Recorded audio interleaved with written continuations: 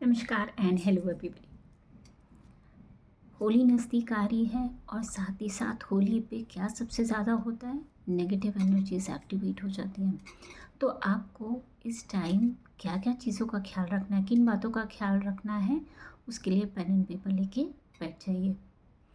सबसे पहले जैसे कि मैंने कहा कि होली पे नेगेटिव एनर्जीज एक्टिवेट हो जाती है, तो आप लोग जो लेडीज़ हैं जो घर में अपने कपड़े धो रही हैं, बाहर सुखा रही है, उनको ख्याल रखना है कि सारी रात कपड़े बाहर नहीं रहें, क्योंकि नेगेटिव एनर्जीज बहुत ज़्यादा होती हैं। तो आप टाइमली उनको अंदर ले लें और बाहर कपड़े नहीं रहने दें। सेकंड चीज़ मदर्स को, फादर्स को, सबको अपने बच्चों को अलर्ट रखना है, सेफ रखना है और उनको समझाना है कि स्ट्रेंजर्स से या फिर किसी से भी आपको स्वीट्स नहीं लेनी है, चाहे आपके अपने ही क्यों ना हो। स्वीट्स किसी से नहीं लेनी है, स्पेशली वाइट कलर की स्वीट्स किसी भी फॉर्म में हो, पेस्ट्रीज, चॉकलेट, कुछ भी हो, आपको नहीं लेना है। अगर कोई प्रसाद के फॉर्म में भी दे रहा है, नहीं लेना है। Even if it is a stranger standing outside a temple और एनीथिंग, कुछ भी नहीं लेना है। थर्ड चीज़ आपको तो ध्यान रखनी है, क्योंकि जैसे मैंने कहा कि इस टाइम पे नेगेटिव एनर्जीज पीक पे होती हैं, तो तंत्र मंत्र भी इस टाइम ज़्यादा होता है। तो रोड पे अक्सर आपको लेमन मिर्ची पड़ी हुई मिलेंगी। आपको जो है ध्यान से चलना है रोड पे, आपका पैर नहीं पड़े। और कोशिश करिए कि कई लोगों की हैबिट होती है कि अपने पैर से साइड पे कर दिया या स्टिक से साइड पे कर दिया, वो भी नहीं करना है। और अपने बच्चों को भी ये बात समझा दीजिएगा, क्योंकि अगर एक बार इनके नेगेटिव इफ़ेक्ट्स हो गए तो उनको ठीक करना कई बार मुश्किल हो जाता है।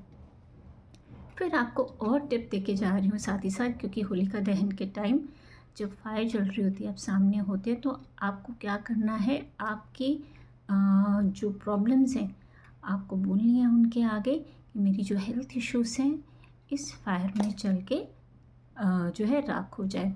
अगर कोई ऐसा पर्सन आपको लगता है कोई वेल विशर नहीं है, आपको उसकी इंटेंशंस ख़राब है आपके लिए, तो भी आप उनका नाम लेके बोल सकते हैं कि अगर कोई ऐसा पर्सन है जिसकी इंटेंशन ख़राब है मेरे लिए, तो उसकी इंटेंशंस भी इस जो फायर में है वो जल के राख हो जाए।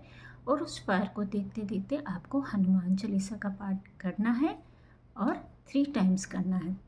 अगर आप ये कर सकते हैं तो बहुत अच्छा, नहीं तो आपकी इंटेंशन उस फायर के सामने आप बोल दीजिएगा। तो ये थी आपके लिए बहुत अच्छी टिप।